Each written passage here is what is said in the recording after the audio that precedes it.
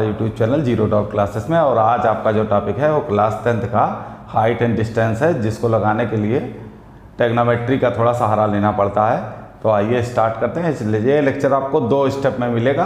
पहला वीडियो जो है वो सिर्फ और सिर्फ आपको पूरे बेसिक को समझाने के लिए, क्वेश्चन को लगाना कैसे है और किस किस चीज़ का उसमें यूज होना है, और दूसरे में हम आपको कुछ क्वेश्चन जो होंगे जो इम्पॉर्टेंट है उसके डिस्कस करेंगे। तो आइए स्टार्ट करते हैं अपने टॉपिक पर।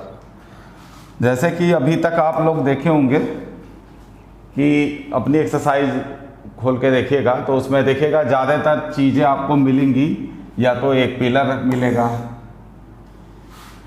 या तो एक ट्री मिलेगा, या कोई पेडेस्टल होगा, या कुछ भी ऐसा जो वर्टिकल होगा। आप देखे होंगे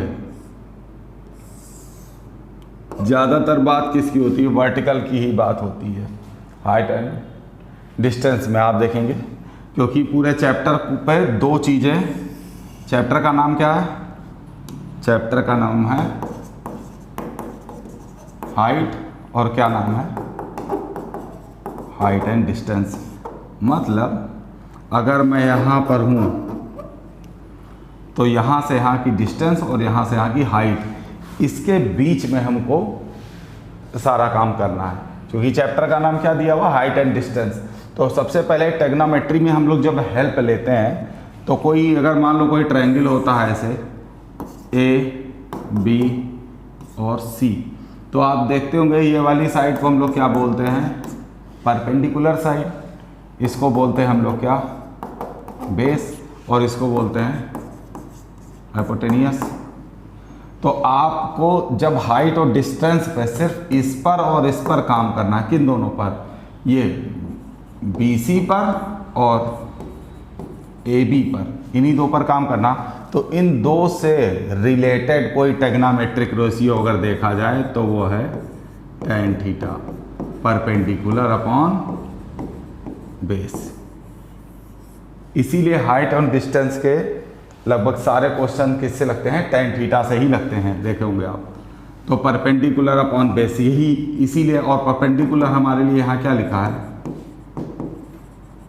हाइट। और ये क्या लिखा हुआ है? डिस्टेंस। ये हाइट और डिस्टेंस का रिलेशन हम लोग किससे निकाल लिए हैं? tan थीटा से। तो इन क्वेश्चंस को लगाने के लिए आपको tan थीटा की वैल्यू के बारे में जानकारी रखनी पड़ेगी। जैसे पहली वैल्यू आती है tan की 0, फिर 30, फिर 45, फिर 60 और लास्ट में 90, tan की वैल्यू। तो जब हम अगर मान लीजिए कोई ट्रायंगल और हम 0 से देख रहे हैं, मतलब यहाँ से यहीं देख रहे हैं ना, तो जब 0 से देख रहे हैं तो इस समय हाइट क्या हो जाएगी? 0। मतलब tan 0 का यूज कहीं भी नहीं होगा। और जब हम tan 90 ऐसे देखेंगे तब तो हमें इसका भी यूज नहीं होना है। क्यों? क्योंकि हम लोग देखते हैं कहाँ है पिलर को? पिलर हमसे कुछ दूर होता है ना, हमारे ऊपर तो नहीं होता है। पिलर हमसे कुछ दूर है तो हम हमेशा, अगर मान लीजिए यहाँ भी होगा तो भी मैं 90 डिग्री का एंगल नहीं बनाऊंगा। समझ रहे हैं कि नहीं? जैसे मान लीजिए कि हम यहाँ भी होते, पहले ध्यान से देखिए, 0 नहीं बनेगा, ये तो आप जान गए ना, 0 पर तो डिस्टेंस होगी। दूसरी चीज़ मान लीजिए यह है, मैं यहाँ खड़ा हूँ और कोई पिलर में एकदम बगल में यहाँ भी होगा तो भी हम 90 डिग्री का एंगल नहीं बनाएंगे। 90 डिग्री का एंगल मतलब पिलर मेरे ऊपर होना, तो ये क्वेश्चन होगा नहीं। इसका मतलब दूसरे का भी यूज होना नहीं है। अब बचा tan 30 की वैल्यू, tan 45 और tan 60। ये 3 वैल्यू रिमेंबर रखिए, ऑलमोस्ट 95% आपके क्वेश्चन सॉल्व हो जाएंगे। tan 30 की वैल्यू होती है 1/√3, tan 45 की वैल्यू होती है 1, tan 60 की वैल्यू होती है √3। मात्र इन्हीं तीनों रेशियो से आप चैप्टर के मैक्सिमम क्वेश्चंस को सॉल्व कर लेंगे। ये भी किसकी वैल्यू है? tan 30 की। ये किसकी वैल्यू? tan 45 की। ये किसकी वैल्यू है? tan 60 की वैल्यू है। इन 3 से हम ज़्यादातर क्वेश्चंस को सॉल्व कर लेंगे। इसके अलावा अगर कोई आता है tan, मान लीजिए कहीं tan 55 डिग्री है, तो उसकी वैल्यू आपको गिवन रहेगी पहले से ही। मतलब बेसिकली लर्न क्या करना है? 3 लर्न करना है, 30, 45 और 60। और लर्न करना भी बिल्कुल आसान है, मैंने आपको बता दिया। ऐसे तो आपको 5 रेशियो लर्न करने होते हैं, 0, 30 जो आपके टेबल में दिया है बुक में, टेबल में। लेकिन फिलहाल हमें 3 से ही सारे क्वेश्चन लगा लेंगे। tan 55 अगर होगा तो उसकी वैल्यू आपको क्वेश्चंस में दी होगी। मान लिया tan 35 है तो उसकी भी क्वेश्चन में वैल्यू दी हुई होगी या गिवन रहेगा। सिर्फ ये 3 वैल्यू गिवन नहीं रहेगी, इसको आपको लर्न कर लेना है। ठीक, अब आते हैं क्वेश्चन पे। क्वेश्चन कैसे लगाने हैं?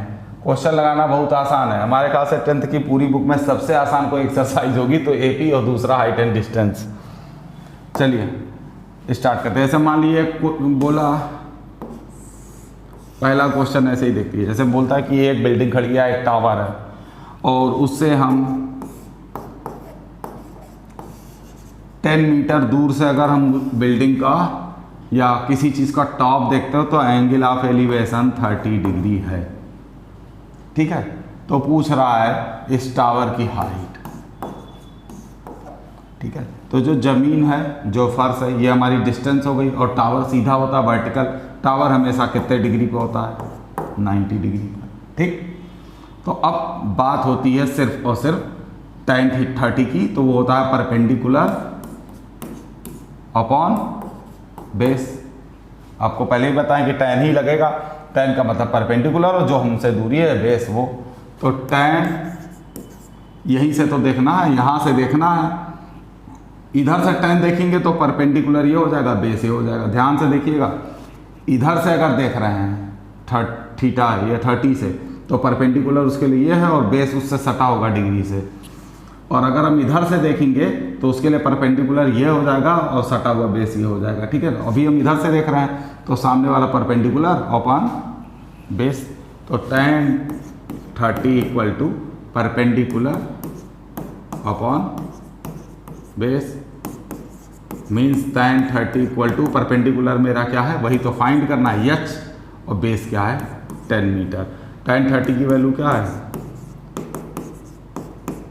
क्रॉस मल्टीप्लाई कर दीजिए, √3h इक्वल टू 10 और h की वैल्यू हो गई 10 अपॉन √3 मीटर।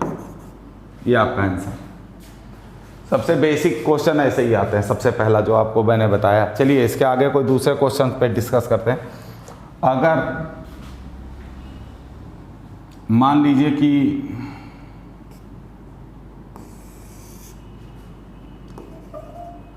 मैं यहां से देख रहा हूं, एक पहले बिल्डिंग है,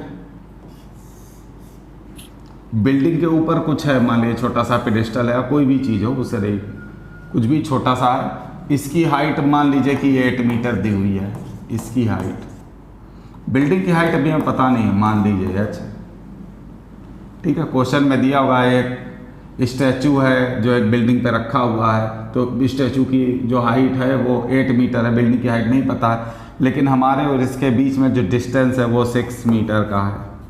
ठीक है, और जब हम बिल्डिंग की टॉप को देखेंगे, बिल्डिंग की टॉप को देख रहे हैं तो एंगल ऑफ एलिवेशन 30 डिग्री। जब हम इसके टॉप को देखेंगे, किसके, पूरे के, मतलब जो आपके ऊपर जो स्टैचू रखा है इसको, तो कितना है 45 डिग्री। तो पूरी टोटल हाइट ये निकालनी है पूरी। तो ध्यान से देखेंगे, अगर पूरी हाइट निकालना है तो h में कितना ऐड करना पड़ेगा। ठीक है, उसके लिए हमें क्या निकालना पड़ेगा, h। तो ये a, b, ये c और ये d मान लेते हैं। तो इन ट्रायंगल ABC में tan 30 की वैल्यू किसके बराबर हो गई, परपेंडिकुलर अपॉन बेस। परपेंडिकुलर है BC अपॉन बेस क्या है AB, और इसकी वैल्यू हो गई 1/√3। BC हमारा है h और AB हमारा है 6। क्रॉस मल्टीप्लाई कर दीजिए, √3h equal to 6, h equal to 6 upon √3, और उसमें जोड़ दीजिए, इसमें तो पूरी हाइट है। h की वैल्यू क्या आ गई है 6/√3 प्लस 8। आगे सॉल्व कर लीजिए, आपका आंसर आपके सामने। ये किस तरह का आंसर आता है, इसके आगे भी देखते हैं। कभी कभी एक क्वेश्चन आता है, अभी तो एलिवेशन की बात कर रहे हैं, कुछ देर बाद डिप्रेशन की भी बात करूंगा। जैसे मान लीजिए हम बिल्डिंग पे खड़े हैं टॉप पर, और कुछ दूर एक पॉइंट है, हम उसको देख रहे हैं, कुछ दूर एक पॉइंट है उसको देख रहे हैं, और क्वेश्चन में दिया है कि ये एंगल ऑफ एलिवेशन जो है, अरे डिप्रेशन जो है वो कितना है, 30 डिग्री है। तो डिप्रेशन मतलब ऊपर से नीचे, तो ये सड़क ये जो है इसके पैरेलल एक लाइन खींचते हैं, इमेजिनरी लाइन। कैसी लाइन? ये लाइन एक्चुअल में है नहीं, लेकिन हम ये मान के चलते हैं कि ये जो लाइन है और ये जो हमारी जो फर्श है, जो ज़मीन है, दोनों क्या है, पैरेलल हैं। तो हम इसको मानते हैं एंगल ऑफ डिप्रेशन कितना, 30। तो ध्यान से देखो, ये और ये पैरेलल है और ये लाइन उसको काट रही है, मतलब AC जो लाइन है वो इस और इस लाइन को काट रही है ना, तो ये होगा ट्रांसवर्सल, काट रहा है दो पैरेलल लाइन को। तो हम लोग को पता है कि दो पैरेलल लाइन है, उसको कोई दूसरी लाइन ऐसे काट रही है, तो ये वाला एंगल इस वाले एंगल के बराबर होता है, अल्टरनेट इंटीरियर एंगल होता है इसका नाम। तो ये 30 है, तो ये कितना हो गया, 30। ठीक है। अब अगर किसी ने बता दिया है कि ये जो बिल्डिंग जिस पे हम खड़े थे वो 9 मीटर्स की थी, तो हमको अब डिस्टेंस निकालनी थी। क्या निकालनी थी? डिस्टेंस। अगर वो बोला है कि बिल्डिंग जो है वो 9 मीटर की है, तो दोनों चीज़ें कितनी कितनी दूर पे हैं। चलिए स्टार्ट करते हैं। अब इधर से देखेंगे tan 30 ABC में, in triangle ABC tan 30 equal to perpendicular upon base. तो परपेंडिकुलर हमारा कौन है, AB। ध्यान से देखो, इसके सामने जो साइड होती है वही परपेंडिकुलर साइड है, और बेस जो इससे सटा हुआ होता है, तो बेस कौन है, BC है, tan 30 के बराबर है। तो tan 30 की वैल्यू 1/√3। अब हमें AB कितना दिया हुआ है, 9, और BC तो हमको फाइंड करना है। BC को हम लोग मान लेते हैं x, क्रॉस मल्टीप्लाई कर देंगे, x इक्वल टू 9√3। ये तुम्हारा आ गया आंसर।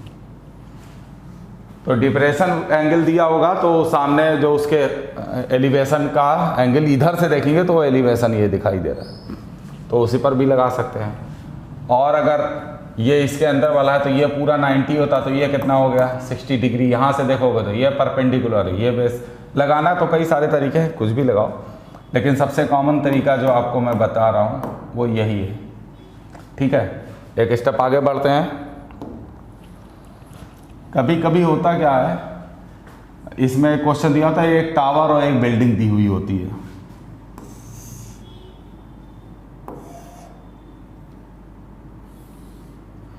तो ज़्यादातर कंफ्यूजन ये होता है कि हमको ये नहीं पता होता कि टावर ये है कि बिल्डिंग ये है, क्योंकि दोनों में से किसी की हाइट दी नहीं होती है। तो इसको फाइंड करना भी है तो बहुत ईजी, लेकिन कॉन्सेप्ट क्लियर होना चाहिए, ये याद रखिए। जब लिखेगा ना, क्वेश्चन में लिखा होता है कि बिल्डिंग से देखने पर एलिवेशन, तो बिल्डिंग से देखने पर टावर का एलिवेशन दिखेगा ना, टावर का टॉप। बिल्डिंग से अगर टावर का टॉप देखोगे तो एलिवेशन बनेगा, और टावर से अगर बिल्डिंग का टॉप देखोगे तो डिप्रेशन बनेगा। इससे पता चल जाएगा बिल्डिंग बड़ी है कि टावर। ये मान लो बिल्डिंग है, ये हमारा टावर है। तो अगर बिल्डिंग से हम टावर का टॉप देख रहे हैं मान लो, तो हमको क्या मिला, ध्यान से देखो, ये एलिवेशन ही तो है, ऊपर तो देख रहे हैं ना। तो बुक में अगर दिया होगा कि बिल्डिंग से टावर का टॉप देखने पर एंगल ऑफ एलिवेशन 30 डिग्री है, तो समझना बिल्डिंग छोटी है, टावर बड़ा है। और अगर यही क्वेश्चन अगर उधर से दिया होगा कि टावर से बिल्डिंग को देखने पर एंगल ऑफ डिप्रेशन थीटा है, तो समझ जाना टावर बड़ा है और बिल्डिंग छोटी, क्योंकि टावर के टॉप से बिल्डिंग का टॉप देखते समय डिप्रेशन देखना है, मतलब नीचे देखना है, मतलब जिस पे हम खड़े हैं वो बड़ा है। ठीक है, तो ये इसकी डिफिनीशन वहाँ से निकलती है। जब बुक में लिखा होगा कि अगर हम बिल्डिंग के टॉप से, मतलब बिल्डिंग की छत से टावर के टॉप को देखते हैं तो एंगल ऑफ एलिवेशन मिलता है, इसका मतलब बिल्डिंग छोटी है, टावर बड़ा है। और अगर लिखा टावर के टॉप से बिल्डिंग का टॉप देखते हैं तो एंगल ऑफ डिप्रेशन बनना है, तो समझ जाना टावर बड़ा है, टॉप छोटा है, बिल्डिंग छोटी है, टावर ऊंचा हुआ है। अब अगर फिगर दोबारा देखा जाए तो मान लो ये एक हमारी हो गई बिल्डिंग और ये हो गया टावर। ठीक है, अब अगर वो बोला कि बिल्डिंग के टॉप से एलिवेशन, तो ये इसको बना दीजिए, ठीक है। अभी बोलेगा बिल्डिंग के टॉप से टावर को टॉप को देखे तो हमको एंगल ऑफ एलिवेशन मिला 45 डिग्री। समझ में? अब दोबारा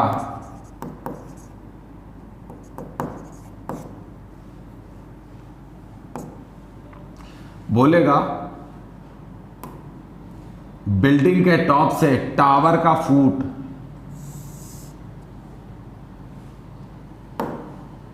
बिल्डिंग के टॉप से टावर का फुट देखे और एंगल ऑफ डिप्रेशन कितना मिला 60 डिग्री, तो वो इसकी बात कर रहा है।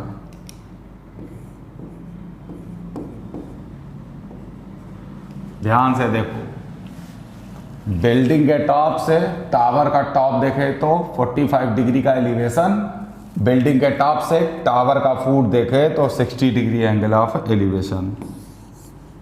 समझ में आया? अगर ये फिगर तैयार हो जा रहा है तो फिर आपको कोई क्वेश्चन लगाने से रोक नहीं सकता है। अब हमको ये पता चल गया है ये और ये दोनों क्या है, पैरेलल है, ठीक है। अब अगर वो बोल दिया कि तुमको हाइट निकालनी किसकी, टावर की, और सिर्फ ये दिया हुआ मान लो 6 मीटर, तो कैसे सॉल्व करेंगे ये देखा जाता है। ये 6 दिया हुआ है, ये 60, तो ये कितना हो गया 60। अब एक बार इसको A B C D और E। अब पहले ट्रायंगल BAC को देखो, BAC में tan 60 डिग्री, tan 60 मतलब सामने वाला परपेंडिकुलर अपॉन बेस, तो परपेंडिकुलर है AC अपॉन बेस क्या है AB। tan 60 की वैल्यू हो गई √3। AC कितना है, मान लो इसको हम H मान ले रहे हैं, H अपॉन AB कितना दिया हुआ था 6, तो H इक्वल टू 6√3। ये इसकी हाइट हो गई। अब ध्यान से देखो, ये और ये तो सेम ही है ना, तो मतलब ये कितना हो गया हमारा 6√3 यहाँ से यहाँ तक। अब ये वाला फाइंड कर लो और जवाब दे दो। मतलब पूरे टावर की हाइट जो है वो BD है, जो DE को EB से जोड़ने पर मिलेगी, DE को EB से जोड़ने पर मिलेगी, और EB आ गया 6√3। अब यही निकालना है, ये यहाँ से यहाँ तक कितना है 6, क्योंकि ये वाली और ये वाली क्या है बराबर है, ये 6 है तो ये भी 6 है। जो भाई जमीन, जैसे हमारा और हमारे सामने वाले घर के बीच में दूरी 6 मीटर है, तो हमारे जो नीचे सड़क की जो होगी वही ऊपर टॉप भी तो दूरी होगी, तो ये 6 मीटर हो गया। अब यहाँ पर दोबारा इस वाले में लगा दो tan 45 परपेंडिकुलर, ये हो गया परपेंडिकुलर क्या है DE upon base CE tan 45 की वैल्यू 1, DE क्या है यही तो निकालना है, DE को निकालना है, और CE कितना दिया हुआ 6, तो DE इक्वल टू 6। ये कितना आ गया 6, और ये कितना आया था 6√3। दोनों को जोड़ दो, 6 कॉमन ले लो, 1 प्लस √3, और ये तुम्हारा आंसर। इसमें भी देना तो दे दीजिए, नहीं देना है तो 6 + 6√3 लिखा है, तो 6 + √3 की वैल्यू क्या होती है 1.732। इसको इससे मल्टीप्लाई करके दोबारा 6 ऐड कर दो, काम खत्म। और अगर ऐसे भी नहीं यहाँ से ही करना है तो देखो ये इसके बाद आया ना तुम्हारा ये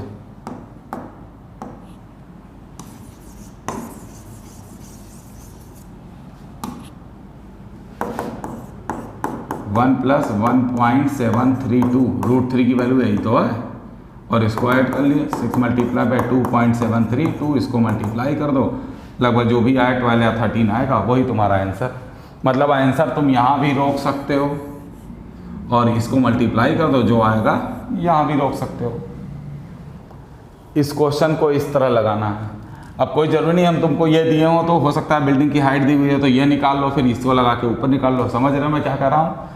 मान लो ये 6 नहीं दिया होता और ये बिल्डिंग की हाइट दी हुई होती, बिल्डिंग की हाइट दी हुई थी और टावर की हाइट पूछ रहा था, तो बिल्डिंग की हाइट मान लो कुछ भी दी हुई, मान लो 10 दी हुई थी, तो ये बिल्डिंग ये 10 हो गई, तो ये वाला पहले ही गिवन हो जाता 10 ना।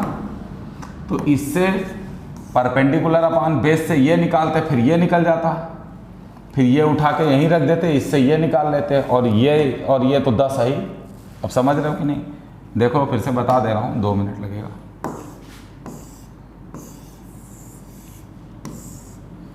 जैसे मैं कर रहा ये 10 दिया होता तो, और मान लो ये नीचे नहीं दिया होता, तो इसको हम लोग क्या मान लेते, x, और ये तुम्हारा जो था मान लो 60 था, तो ये tan 60 जो होगी परपेंडिकुलर अपॉन बेस, ठीक, और tan 60 की value √3 10/x, x equal to 10/√3। ये देखो इसकी वैल्यू आ गई। अब ये जो वैल्यू आएगी यही वैल्यू इसकी रहेगी, और फिर यहाँ tan 30 लगा के इसको निकाल लेना। ये 10 है तो ये क्या है 10, ये भाई 10 सेंटीमीटर, तो ये 10 मीटर, तो ये भी 10 मीटर हो गया। ये तो हमको पहले से ही पता है, और ये हमने अभी इससे निकाला है, क्या आया 10/√3, और ये यहाँ रख के ये निकाल लेंगे, और फिर जो इसको ऐड कर दिया बिल्डिंग की हाइट निकल गई, ठीक। और भी कई सारे क्वेश्चंस होते हैं, उस पर डिस्कस करते हैं। एक सबसे कॉमन क्वेश्चन है जो एक बैलून का आप लोग सुने होंगे, एक्सरसाइज में देखे भी होंगे। मान लो कोई बैलून अभी यहाँ पर फ्लो कर रहा है और कुछ समय बाद हवा चल रही है और वो क्या हो रहा है, बैलून यहाँ पहुँच गया। तो जब बैलून अपनी मैक्सिमम हाइट पहुँच गया तो ये वाली हाइट जो है ये सेम होती है। जब बैलून इधर उड़ता है ना, अब चाहे बैलून की जगह क्या बना दिया जाए, प्लेन, तो प्लेन भी यहाँ यहीं बराबर हाइट पे चलेगा। ऐसा थोड़ी कि प्लेन बार बार ऊपर नीचे होगा। जब प्लेन एक बार अपना लैंड करने से पहले एक सेम एल्टीट्यूड पर ही चलता है, ऊपर नीचे नहीं होता है। तो ऐसे मान लीजिए कि यहाँ बैलून था, यहाँ चला गया। अब वो क्वेश्चन में बोलेगा कि एक पॉइंट से हम लोग देख रहे थे, तो पहली बार देखे तो बैलून हमको 60 डिग्री दिखा, फिर कुछ देर बाद देखे तो बैलून हमको 45 डिग्री दिखा। तो ये बीच की डिस्टेंस बता करनी कि बैलून कितने दूर चला गया। बैलून उड़ कितना रहा था, 100 मीटर की हाइट पर, तो ये 100 मीटर है, ये भी क्या हो जाएगा 100 मीटर। समझ में आ रहा है? बैलून यहाँ था तब भी 100 मीटर, बैलून यहाँ था तब भी 100 मीटर। अब पहली बार जो हमको ट्रायंगल दिखाई दे रहा वो ये, और दूसरी बार जो ट्रायंगल दिखाई दे रहा है, दूसरी बार जो ट्रायंगल दिखाई दे रहा है वो ये। तो अब ध्यान ये देना है कि हमको निकालना क्या, पहले ये सोच लो, हमको ये निकालना है। मान लो ये हमारे पास x है, तो ये इसके नीचे ये भी तो x ही होगा। ध्यान से समझ रहे हो कि नहीं?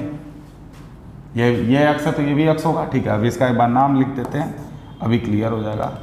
A B C D और E। ये निकलेगा कब?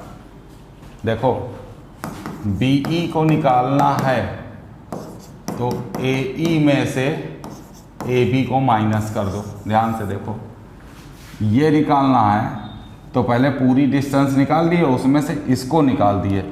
मतलब ध्यान से देखो, ये पूरी डिस्टेंस हो गई और उसमें से इतनी निकाल दो, तो अब बचेगा क्या, यही x ही तो बचा। तो पहले ये फाइंड करना है AE, कौन सा, ये। तो ये किस वाले ट्रायंगल से निकल के आएगा, इस वाले ट्रायंगल से, tan 45 से। तो ध्यान से देखेंगे, tan 45 डिग्री बराबर किसके हो जाएगा, परपेंडिकुलर मतलब DE अपॉन बेस क्या है, AE। यहाँ से AE निकल के आ रहा है, दिखाई दिया। दूसरे बार AB निकालना ना, तो ये देखो, ये tan 60 अपॉन ये जो हमारा है BC perpendicular upon base AB। तो tan 60 इक्वल टू ये कितना हो गया 100, और ये AB, और यहाँ tan 45 equal to D E भी कितना है 100 अपॉन ए ई क्या है यही फाइंड करना है। तो tan 45 की वैल्यू 1 इक्वल टू 100 अपॉन ए ई और ए ई इक्वल टू 100। ये देखिए ए ई की वैल्यू यहाँ से क्या आ गई 100, ए बी की वैल्यू यहाँ से निकाल दो √3 equal to 100 minus a b और a b equal to 100 by √3। ठीक, अब इसमें से इसको माइनस करना है 100 बाई √3, ये तुम्हारा आंसर हो गया। इसको माइनस कर दो काम खत्म हो गया। नीचे √3 कॉमन ले लो 100 √3 माइनस 100, इस पे 100 कॉमन ले लो √3 माइनस 1 अपॉन √3, ऊपर नीचे मल्टीप्लाई कर दो, रेशनलाइज कर दो, आंसर तुम्हारे सामने आ जाएगा। ठीक है, ये वैल्यू हमने ऐसे ही उठा ली है। तो देखा कि किस तरह से इस बैलून के क्वेश्चंस को हमको सॉल्व करना है। हाँ, इस क्वेश्चन में थोड़ा बहुत और घुमाव भी करते हैं, घुमाना करते हैं लेकिन उसको कोई बहुत ज़्यादा उसका इफेक्ट नहीं है, प्रॉपर यही तरीका है। बस ये डिस्टेंस निकालनी है। वो दे क्या देता है एयर की स्पीड जो हवा चल रही है। अब मेरे कहने का मतलब अगर हवा चल रही है मान लो 40 मीटर पर सेकंड की स्पीड से हवा चल रही है मान लो, वो क्वेश्चन में दिया रहेगा, और बैलून यहाँ से यहाँ पहुँचने में 6 सेकंड ले लिया, बस इतना दिया रहेगा। क्या दिया रहेगा 6 सेकंड ले लिया। तो अब ये डिस्टेंस निकालोगे तब ये एल्टीट्यूड निकालना होगा, उसमें एल्टीट्यूड नहीं दिया रहेगा तो ये डिस्टेंस निकालना। तो speed equal to distance upon time होता है ना, distance equal to speed into time. तो स्पीड अभी क्या दिया था 40 और ये टाइम कितना दिया 6, ये डिस्टेंस आ गई, ये देखो ये आ गया। इसका मतलब ये कितना है समझ गए। ये तुम्हारे में पहले से दिया होगा, मान लो 120 दिया होगा या 100 दिया होगा। अब एक बार इससे निकाल के ये निकाले नहीं, इससे निकाल के वो, और आराम से काम हो जाएगा। बस एक चीज़ यहाँ ध्यान रखना, अक्सर जो कॉमन फॉल्ट होती है वो ये क्या, यहाँ किलोमीटर पर आवर दिया रहेगा, यहाँ सेकंड दिया रहेगा। तो पहले किलोमीटर पर आवर को मीटर पर सेकंड में बदलना, तब काम बनेगा। ठीक है, इससे ही एक क्वेश्चन और जो इस टाइप में आते हैं, जैसे एक पेड़ होता है, बोलते हैं कि हमारे पास एक पेड़ वो खड़ा था और बीच से क्या हो जाता है टूट जाता है, और टूटने के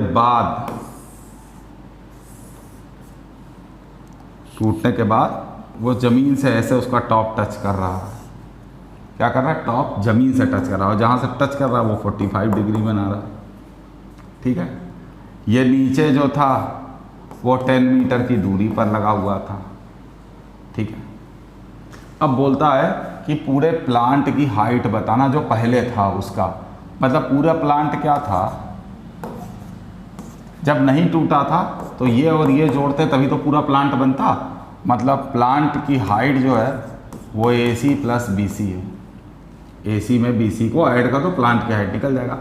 तो सबसे पहले यहाँ देखते हैं tan 45 किसके बराबर होता है, परपेंडिकुलर अपॉन बेस। तो ये हो गया हमारा परपेंडिकुलर और ये हो गया बेस।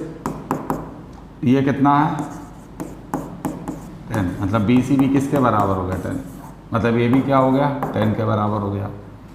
ये पता चल गया। अब ये निकालना है, तो यहाँ से देखने में ये क्या है हाइपोटेन्यूस और ये क्या है परपेंडिकुलर। हाइपोटेन्यूस और परपेंडिकुलर में कौन सा साइन का कौन सा रेशियो है जो ट्रिग्नोमेट्रिक जो बताता है, वो है साइन थीटा। साइन थीटा क्या होता है परपेंडिकुलर अपॉन हाइपोटेन्यूस। तो साइन थीटा मतलब sine 45 equal to perpendicular means 10, base means hypotenuse, और हाइपोटेन्यूस AC है। बस BC तो अभी हम निकालें यहाँ ना 10, AC निकाल दिया, काम खत्म हो गया। साइन 45 की वैल्यू होती है 1/√2 और हो गया 10 अपॉन हाइपोटेन्यूस क्या है AC इक्वल टू 10√2। अब दोनों जोड़ दो, AC है 10, अरे BC है 10 और 10√2 प्लस 10 ले लो कॉमन, √2 प्लस 1, √2 की वैल्यू होती है 1.41, 10 मल्टीप्लाई बाई 2.414 मल्टीप्लाई करो 24.14 मीटर, ये आंसर आ गया हाइट। समझ गए? काफ़ी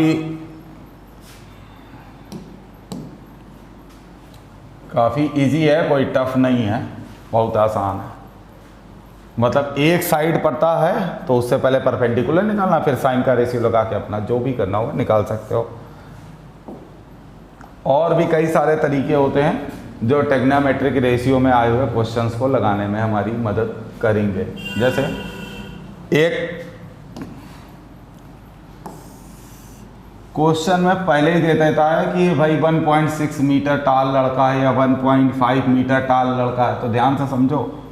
बोलता है 1.5 मीटर टाल एक लड़का खड़ा है, वो एक बिल्डिंग को देख रहा है 30 मीटर की बिल्डिंग को, तो एंगल ऑफ एलिवेशन 30 डिग्री बनना है इसको। बाकी सारा चीज़ वैसे ही लगेगा, बस ध्यान से देखना है ये कितना है। 1.5 मीटर टाल लड़का है, 30 मीटर की बिल्डिंग को देख रहा है और 30 डिग्री का एंगल बनना है। तो ये देखो यहाँ से इसको जोड़ दिए। अब ये बताओ एंगल तो इसमें तो बनेगा नहीं, कंफर्म हो?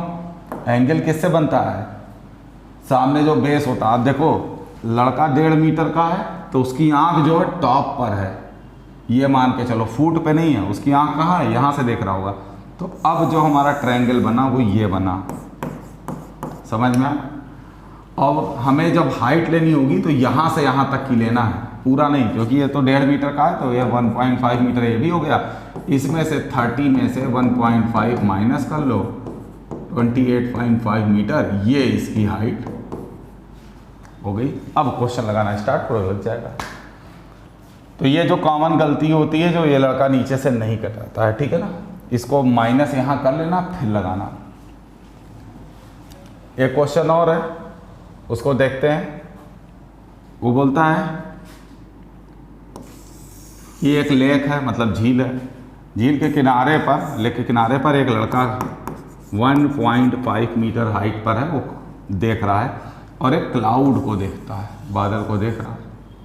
तो क्लाउड को देखा तो उसका एंगल ऑफ एलिवेशन हुआ 60 डिग्री। तो पहले ध्यान से देखो, क्लाउड को देखा ऊपर से है, यहाँ से, ये कितना डिग्री आया, ठीक है। अब क्लाउड की जो शैडो है वो झील के अंदर देख रहा है, तो क्लाउड जैसे ये मान लो ये देख रहा है, तो क्लाउड का जो उसका इमेज होगा वो उसी, देखो ये क्लाउड ऐसे, अरे लेक जो है एक सिंपल मिरर के तरह ट्रीट करेगा, जितना ये जमीन से ऊपर होगा उतना ही नीचे होगा। तो ध्यान से देखो, जितना ऊपर उतना ही नीचे इसका इमेज, तो यहीं से देख रहा है ये, ध्यान से देखें। तो अब ध्यान से देखो, ये वाली हाइट अलग है और ये वाली हाइट अलग है। बस ये बताना है कि ये हाइट अगर 10 है या दी हुई गिवन, तो ये जो हाइट है वो जानते हो क्या होगा, 10 + 1.5, जानते हो क्यों? यहाँ पर इसको ऐड करना पड़ेगा। समझ में आया कि नहीं? ये देखो लड़का ऊपर देख रहा था, अब ये 10 + 1.5 ऊपर देख रहा था, तो ज़मीन के नीचे ये हो गया 11.5। ध्यान से देखना, क्योंकि इस लेयर से जितना ऊपर, जितने ऊपर क्लाउड रहेगा उतने ही नीचे उसका इमेज बनेगा, लेकिन लड़के की आंख से नहीं, किससे? लेक के सरफेस से। लेक के सरफेस से जितना ऊपर, लेक के सरफेस से जितना ऊपर क्लाउड होगा उतना ही नीचे उसका इमेज बनेगा। समझ में आया? तो ये एक लगाने का टेक्निक है जिससे हम लोग इसको लगा के देखेंगे। तो ये आपको समझ में आ गया ना कि कैसे लगाना है, उस तरह ही इसको आगे बढ़ाया जाएगा। तो मेरे ख्याल से एनसीईआरटी के जितने क्वेश्चन हैं वो आपको इतने की हेल्प से लग जाने चाहिए, क्योंकि मैंने सारे टाइप और किस किस तरह से लगाना है, बस सिंपल सा आपको काम करना है। अगर ये गिवन है तो ये निकाल लेना, और अगर ये गिवन है तो ये निकाल लेना। और एक एक करके सबसे पहले तो आपको क्वेश्चन में देखना हम कुछ को फाइंड क्या करना है। अगर आप ये फिगर बना लेंगे, अगर आप ये जान गए कि मुझे फाइंड क्या करना है, तो आपको ट्रायंगल चुनने में आसानी होगी। दूसरा चीज़ जो सबसे बड़ा मैंने आपको बता दिया, हाइट एंड डिस्टेंस के क्वेश्चन में जो इम्पोर्टेंट बातें हैं वो सबसे पहला क्या होना चाहिए, फिगर। अगर फिगर गलत हो गया तो आंसर किसी भी कीमत पर नहीं आएगा। फिगर गलत ना हो उसके लिए क्या करना पड़ेगा, एंगल्स को सही तरीके से, मतलब एलिवेशन के बारे में सही से और डिप्रेशन के बारे में सही से पता करना होगा। दूसरा, थर्ड पॉइंट, आपको tan की सही एग्जैक्ट रेशियो निकालना पड़ेगा। आप देख कहाँ से रहे हो, आपके लिए परपेंडिकुलर कौन है, आपके लिए बेस कौन है। मतलब आपको साइड्स का सिलेक्शन बहुत अच्छे तरीके से आना चाहिए, क्योंकि हो सकता है यहाँ से भी tan थीटा बन सकता है, यहाँ से भी tan थीटा बन सकता है। यहाँ से बनेगा ये अपॉन ये, और यहाँ से बनेगा ये अपॉन ये। समझ में आया। और जैसे पिछले क्वेश्चंस में देखा गया हम लोग, जहाँ हर जगह जो हमारा जो tan बनना है वो कभी इधर कभी उधर इस तरह बनता है ना। ऐसे अभी हम लोगों ने एक क्वेश्चन अभी देखा नहीं था, 1.5 मीटर वाला लड़का जो था वो, तो ये दिया रहेगा क्लाउड की हाइट दी होगी, लेक से क्लाउड कितना है, 100 मीटर ऊपर है, और लड़के की हाइट 1.5 है। तो tan थीटा लगाना मान लो, तो थीटा कैसे लगेगा ये जब पता होगा। ये इतनी जगह कितनी डिस्टेंस पता करनी, इतनी पता करने के लिए इस 100 मीटर में से 1.5 मीटर वाला लड़का माइनस कर दो तो ये निकल जाएगा। हाँ, दूसरा अगर मान लिया थीटा भी आपसे पूछ रहा है, मान लिया 10 मीटर हाइट रही हो और 10 मीटर इसकी बेस रहा हो, कह रहा है कि भैया इस एंगल ऑफ एलिवेशन पता कर दो। तो एंगल ऑफ एलिवेशन कैसे पता करेगा, tan theta equal to perpendicular upon base. तो tan थीटा की वैल्यू किसके बराबर आ गई, 1। अब हमको पता है tan थीटा में कौन सा tan थीटा 1 के बराबर होता है, tan 45 के बराबर। तो यहाँ साफ साफ दिख रहा है थीटा किसके बराबर हो गया, मतलब ये कितना डिग्री था, 45। तो अगर आपको साइड से दी हुई है, एंगल ऑफ एलिवेशन या डिप्रेशन बता रहा है, तो भी आप बता सकते हो। बस सिंपल सा काम है, जो भी साइड दी हुई है, कुछ भी दिया हुआ, जैसे मान लो ये 6√3 दिया हो और ये 6 दिया हो, निकालना है तो ये थीटा निकालना है। तो tan theta equal to perpendicular upon base, 6 cut गया, 1/√3 बचा। अब हमको ये पता है कि 1/√3 किसकी वैल्यू है, किसकी वैल्यू है, tan 30 की है। इसका मतलब आपको क्लियर दिख रहा है थीटा कितने डिग्री के बराबर है। tan अगर एलिमिनेट कर दो तो थीटा 30 डिग्री के बराबर लो आ गया। तो इन सारी चीज़ों का ध्यान रख के हम अपने हाइट और डिस्टेंस के पूरे चैप्टर को लगाएंगे। अभी तो आपको एक बेसिक हमने समझा दिया, अब पूरे डिटेल में चर्चा होगी जो इनके इम्पॉर्टेंट क्वेश्चन हैं जो बोर्ड में पूछे गए हैं या पूछे जाने के चांसेस हैं। तो जल्दी आपको एक वीडियो के साथ हम लोग दोबारा मिलेंगे, तब तक के लिए धन्यवाद।